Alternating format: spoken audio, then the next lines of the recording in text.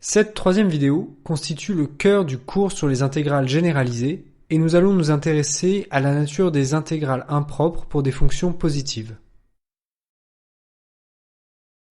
L'objectif est toujours le même, déterminer la nature de l'intégrale d'une fonction positive, dont on ne connaît pas forcément la primitive, à l'aide de critères de comparaison, en se ramenant par exemple à l'étude de l'intégrale de Riemann. Alors à ce stade, on peut se demander pourquoi est-ce qu'on étudierait simplement des fonctions positives. Eh bien nous allons procéder de cette façon parce que lorsque les fonctions sont positives, nous allons pouvoir établir toute une panoplie de résultats, puis nous verrons dans un second temps comment généraliser ces résultats dans le cas d'une fonction qui n'est pas positive.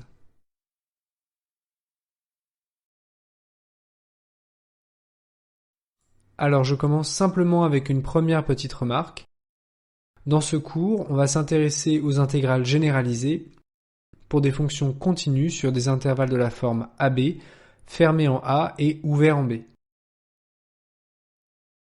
Évidemment, tous les résultats peuvent s'appliquer aux intervalles de la forme ouvert en A, fermé en B en adaptant les définitions. Avant de nous lancer dans la suite du cours sur les intégrales généralisées, je vais introduire une petite définition de topologie qui sera utile plus tard. Je vais introduire la notion de voisinage d'un point, qui peut sembler surprenante dans une matière qui se veut cartésienne et précise.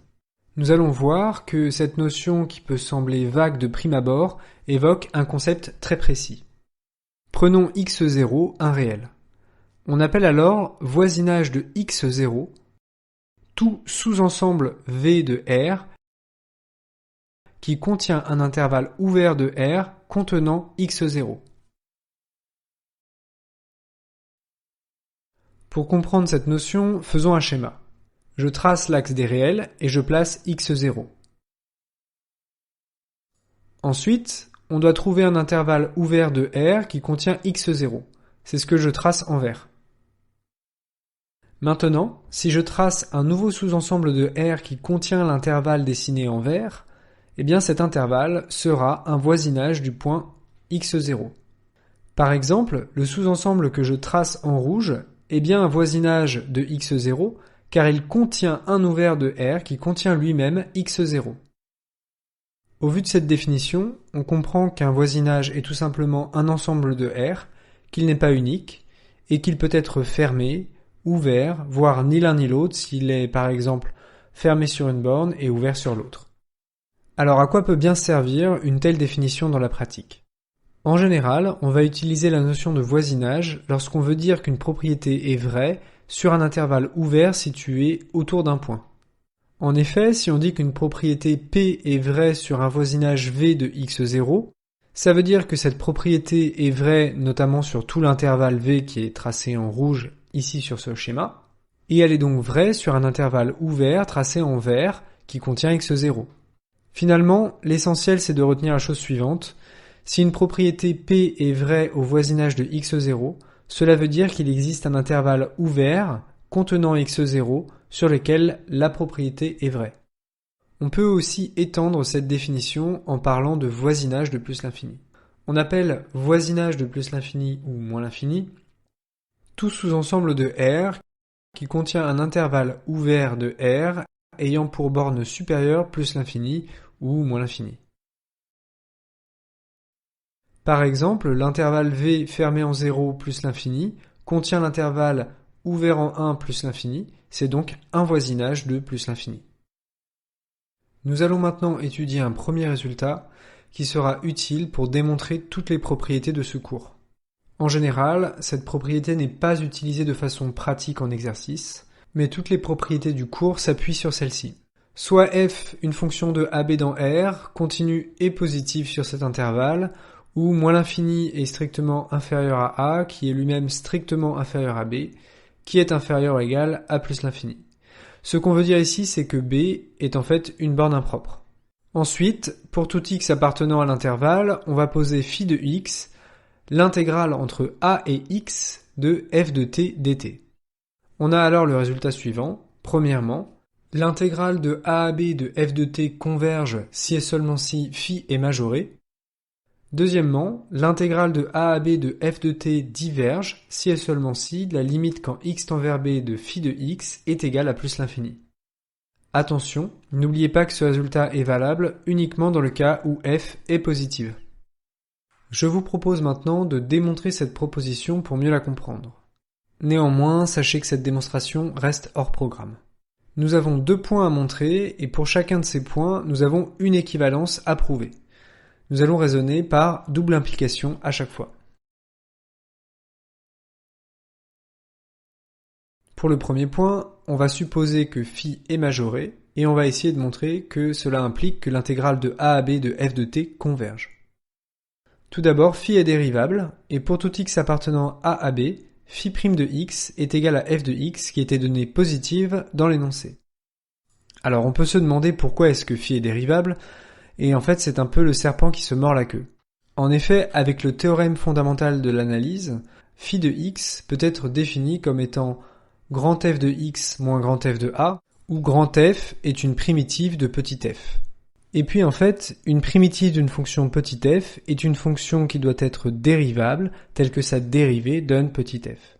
Donc phi est bien dérivable. Au final, ce qu'on vient de montrer, c'est que la fonction phi est donc croissante puisque sa dérivée est positive. On peut alors imaginer 2 types de situations. Le cas où b est un réel et on a alors le schéma suivant. Comme phi est majorée, il existe un certain réel qu'elle ne peut pas dépasser. Mais en même temps, comme phi est croissante, elle va être coincée par cette majoration et finir par converger vers un certain réel quand x tend vers b.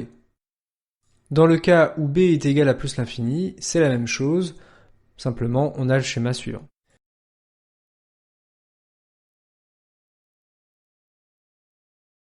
Ce résultat que j'ai expliqué un peu avec les mains se formalise au travers du théorème de la limite monotone qui dit qu'une fonction croissante et majorée phi de AB dans R admet une limite finie en B.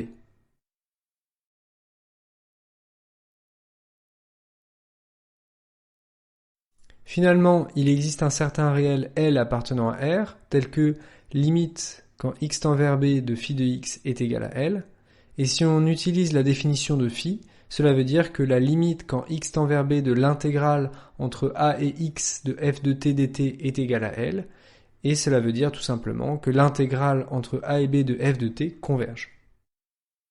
Nous allons maintenant montrer l'implication réciproque, toujours pour le point 1, en supposant que l'intégrale entre a et b de f de t converge, et nous allons montrer que phi est donc majoré. Par définition, si l'intégrale entre a et b de f de t converge, cela veut dire qu'il existe un certain réel L, tel que la limite quand x tend vers b de l'intégrale entre a et x de f de t est égale à L. Cela veut donc dire que la limite quand x tend vers b de phi de x est égale à L. Pour l'instant, nous avons juste réécrit un peu différemment nos hypothèses. De plus, phi est toujours dérivable, et comme elle est dérivable, elle est continue. En effet, je vous rappelle ici qu'une fonction dérivable est forcément continue. Pour illustrer la situation, je vais faire un schéma dans le cas où b est égal à plus l'infini, et on admettra le cas où b est simplement un réel, car cela se traite de la même façon. Phi est donc croissante, et elle admet une limite. Graphiquement, on voit que, à partir d'un certain moment, la fonction phi va se retrouver bornée autour de sa limite. On a donc le résultat suivant, phi admet une limite en plus l'infini, donc elle est bornée au voisinage de plus l'infini, c'est-à-dire qu'il existe un réel C appartenant à R tel que phi est borné sur C ouvert plus l'infini. En fait, ce résultat que je justifie graphiquement peut se démontrer avec des quantificateurs. Mais pour éviter de nous éparpiller, je vous laisse réfléchir à ça par vous-même. De plus, phi est continue sur l'intervalle fermé AC, puisqu'elle est continue sur l'intervalle AB, or une fonction continue sur un fermé est bornée.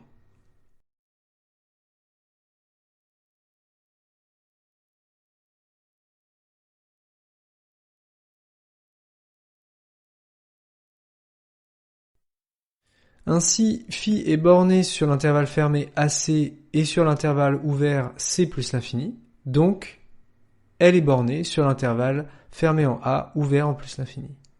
Ainsi, phi est majorée, puisqu'elle est bornée. Et puis, comme je l'ai dit un peu plus tôt, le raisonnement est identique dans le cas où b est simplement un réel. Nous allons maintenant montrer le second point de la propriété et vous allez voir que c'est beaucoup plus simple. Ce que l'on veut montrer, c'est que l'intégrale entre a et b de f de t diverge si et seulement si la limite quand x tend vers b de phi de x est égale à plus l'infini. Si on suppose que la limite quand x tend vers b de phi de x est égale à plus l'infini, cela implique que la limite quand x tend vers b de l'intégrale entre a et x de f de t dt est égale à plus l'infini, et ça veut dire donc que l'intégrale entre a et b de f de t dt diverge par définition. Réciproquement, si l'intégrale entre a et b de f de t diverge, cela implique que phi est non majoré par contraposé du point 1.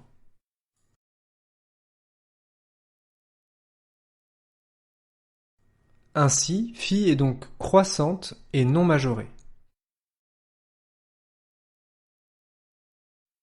Dans ce cas de figure, la limite de phi de x quand x tend vers b est forcément égale à plus l'infini, et c'est aussi un résultat du théorème de la limite monotone.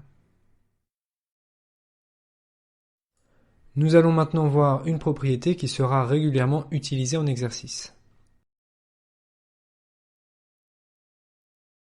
Soit f et g, deux fonctions définies, continues et positives sur l'intervalle de la forme AB fermé en A ouvert en B, ou, de nouveau, moins l'infini est strictement inférieur à A, qui est lui-même strictement inférieur à B, qui est inférieur ou égal à plus l'infini. Si g majore la fonction f sur l'intervalle AB, alors on a les résultats suivants. Si l'intégrale entre a et b de g de t converge, alors l'intégrale entre a et b de f de t converge elle aussi. Deuxième point, si l'intégrale entre a et b de f de t diverge, alors l'intégrale entre a et b de g de t diverge elle aussi. Intuitivement, on comprend que ce résultat s'obtient par une sorte de théorème des gendarmes appliqué aux intégrales. Voyons maintenant ensemble la démonstration de ce résultat. Tout d'abord, pour tout x appartenant à AB, comme g majore la fonction f, on a l'inégalité suivante. À partir de cette inégalité, nous allons montrer les deux points de la propriété. Premièrement, si on suppose que l'intégrale entre a et b de g de t dt converge, alors ça veut dire que l'intégrale entre a et x de g de t dt est majorée, et ça c'est un résultat du premier point de la propriété précédente. Ainsi, d'après l'inégalité que nous venons d'établir, l'intégrale entre a et x de f de t dt est donc majorée, ce qui implique que l'intégrale entre a et b de f de t dt converge en utilisant de nouveau le premier point de la propriété précédente. Maintenant, supposons que l'intégrale entre a et b de f de t dt diverge, alors cela veut dire que la limite quand x tend vers b de l'intégrale entre a et x de f de t dt est égale à plus l'infini, et ça c'est le second point de la propriété précédente. Ainsi, par encadrement, la limite quand x tend vers b de l'intégrale entre a et x de g de t dt est égale à plus l'infini. De nouveau, en utilisant le second point de la propriété précédente, cela veut dire que l'intégrale entre a et b de g de t dt diverge. Voyons maintenant comment utiliser cette propriété sur un exercice. Essayons de déterminer la nature de l'intégrale entre 2 et plus l'infini de 1 plus sinus x, le tout divisé par 1 plus x carré. Ici, l'idée est d'essayer de majorer notre fonction ou de minorer notre fonction en nous ramenant à une intégrale de référence. Pour tout x appartenant à 2 plus l'infini, nous avons l'inégalité suivante. 0 est inférieur ou égal à notre fonction, qui est elle-même inférieure ou égale à 2 divisé par 1 plus x carré si on majore sinus x par 1. Nous allons aussi en profiter pour minorer notre dénominateur par x carré, de façon à majorer le quotient par 2 divisé par x carré. Or on sait que l'intégrale entre 1 et plus l'infini de dx sur x carré converge, c'est le résultat de l'intégrale de Riemann. Donc l'intégrale entre 2 et plus l'infini de 2 divisé par x carré converge aussi. Ici, on a fait deux choses. Tout d'abord, on a admis que modifier la borne inférieure de l'intégrale ne changeait pas la nature de l'intégrale impropre. En effet, sur l'intervalle 1, 2 fermé, la fonction est bien définie et continue. Cela ne change donc pas la nature de l'intégrale. Ensuite, on a juste multiplié le tout par un scalaire et cela ne change pas la nature d'une intégrale impropre. Ainsi, comme l'intégrale entre 2 et plus l'infini de 2 divisé par x carré converge, on obtient par comparaison, c'est-à-dire en utilisant la propriété que nous venons de montrer, que l'intégrale entre 2 et plus l'infini de notre fonction converge aussi. Ici, il ne faut pas oublier que ce résultat est valide parce que nos deux fonctions sont positives. Nous allons maintenant nous attaquer aux relations de comparaison et je commencerai avec un rappel.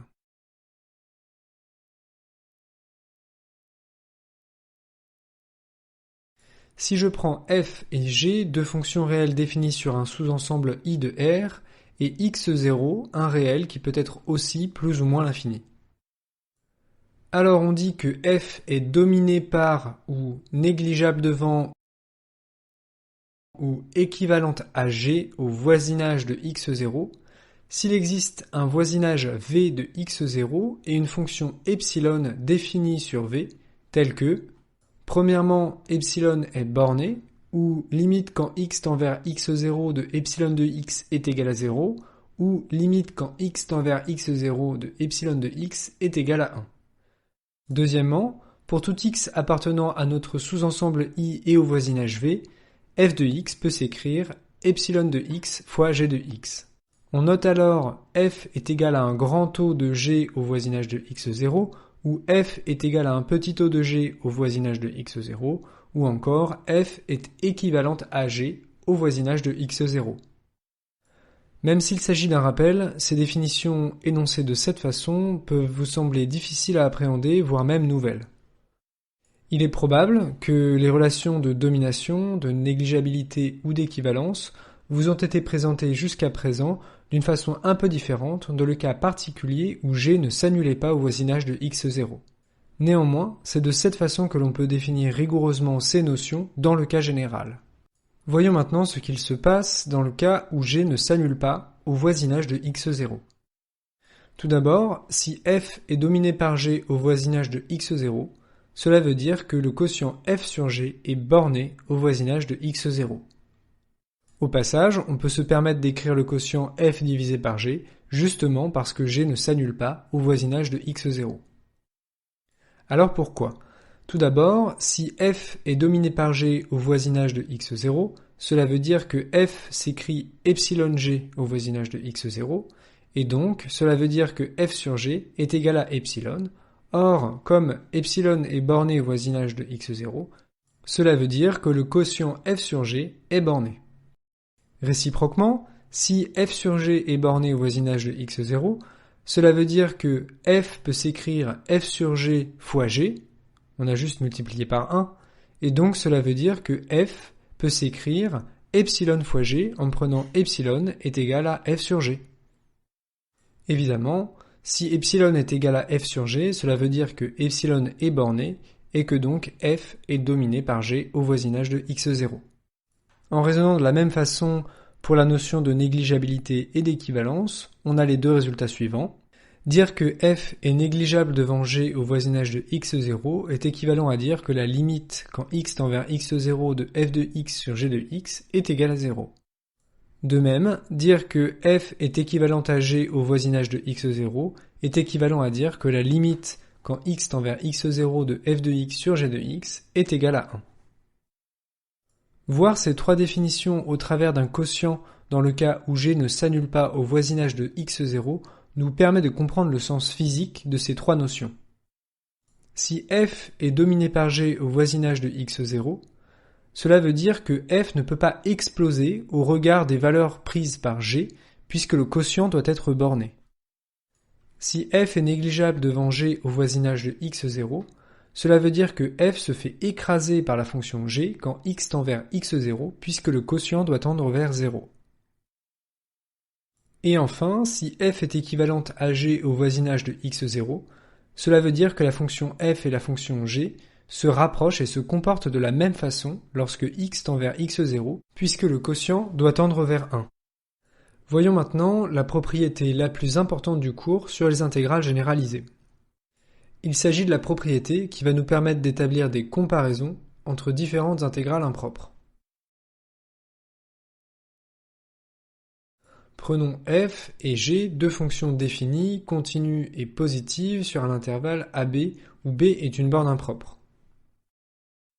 Premièrement, si f est dominé par g au voisinage de B, alors si l'intégrale entre a et b de g de t converge, cela implique que l'intégrale entre a et b de f de t converge aussi. Deuxièmement, si f est négligeable devant g au voisinage de B, alors si l'intégrale entre a et b de g de t converge, cela implique que l'intégrale entre a et b de f de t converge aussi. Troisièmement, si f est équivalente à g au voisinage de B, alors l'intégrale entre a et b de g de t et l'intégrale entre a et b de f de t sont de même nature. Ce que je veux dire par là, c'est que si l'une converge, l'autre converge, et si l'une diverge, l'autre diverge aussi. Voyons maintenant la démonstration de ces trois résultats. Premièrement, on va supposer que f est dominé par g au voisinage de B. Alors, cela veut dire qu'il existe une fonction epsilon telle que f est égale à epsilon fois g au voisinage de B, avec epsilon une fonction bornée. Si vous vous rappelez de ce que j'ai expliqué avec la notion de voisinage, cette proposition peut alors s'écrire de la façon suivante avec des quantificateurs. Il existe alpha appartenant à R étoile plus, tel que il existe M appartenant à R étoile plus, tel que pour tout x appartenant à l'ouvert B moins alpha B, on a l'inégalité suivante. F est donnée positive dans l'énoncé, et comme f peut s'écrire epsilon de x fois g de x sur un certain voisinage et que epsilon est borné, alors on peut prendre un majorant de epsilon qui sera ici m, tel que epsilon est plus petite que m, et donc en fait f est comprise entre 0 et m fois g. Ainsi, si l'intégrale entre a et b de g de t converge, alors par comparaison, et c'est le résultat de la proposition précédente, l'intégrale entre a et b de f de t converge aussi. Nous allons maintenant montrer le point 2 et 3 en utilisant le résultat du point 1. On suppose maintenant que f est négligeable devant g au voisinage de B, et cela implique en fait que f est dominé par g au voisinage de B. Alors pourquoi ? En effet, si f est négligeable devant g au voisinage de B, ça veut dire que sur un voisinage, on peut écrire f est égal à epsilon fois g, avec limite quand x tend vers b de epsilon de x qui est égal à 0. En fait, il se trouve que si la fonction epsilon tend vers 0 quand x tend vers b, alors epsilon va être borné au voisinage de b. De nouveau, on peut démontrer ce résultat avec des quantificateurs, mais on peut comprendre ce résultat graphiquement. Si je trace la fonction epsilon de x et qu'elle tend vers 0 quand x tend vers b, on voit que, au voisinage de b, la fonction epsilon va forcément être bornée.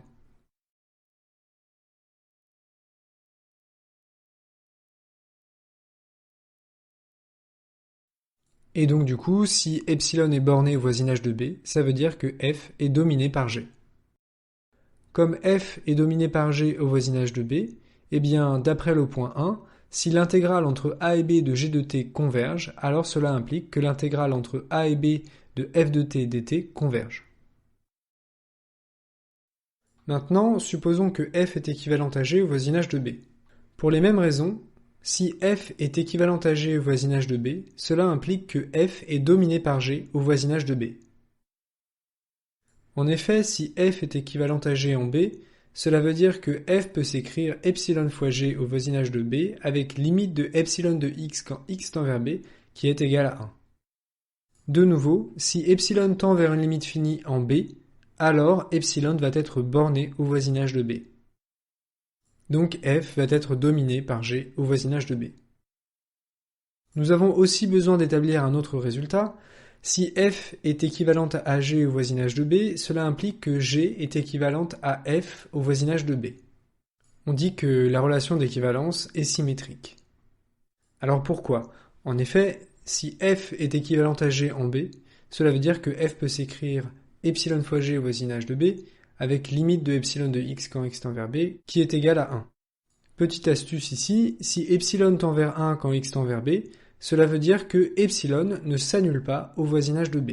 Et donc, on peut dire que g est égal à 1 sur epsilon fois f. Finalement, on peut donc écrire g est égal à gamma fois f, avec gamma qui est donc égal à 1 sur epsilon, et la limite quand x tend vers b de gamma de x vaut 1. Ainsi, on vient de prouver que f est équivalente à g au voisinage de b implique que g est équivalente à f au voisinage de b.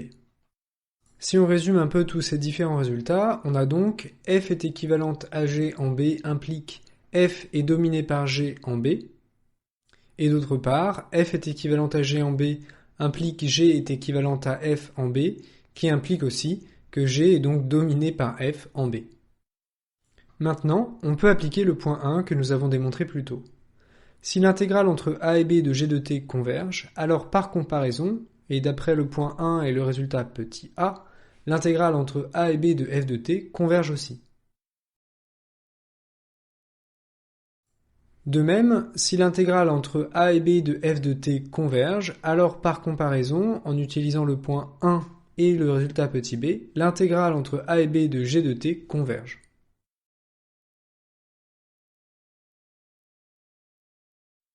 Maintenant, si on écrit la contraposée des deux propositions que nous venons de montrer, si l'intégrale entre a et b de f de t diverge, alors cela implique que l'intégrale entre a et b de g de t diverge aussi. Et si l'intégrale entre a et b de g de t diverge, cela implique que l'intégrale entre a et b de f de t diverge. Finalement, on vient de prouver que les intégrales sont de même nature.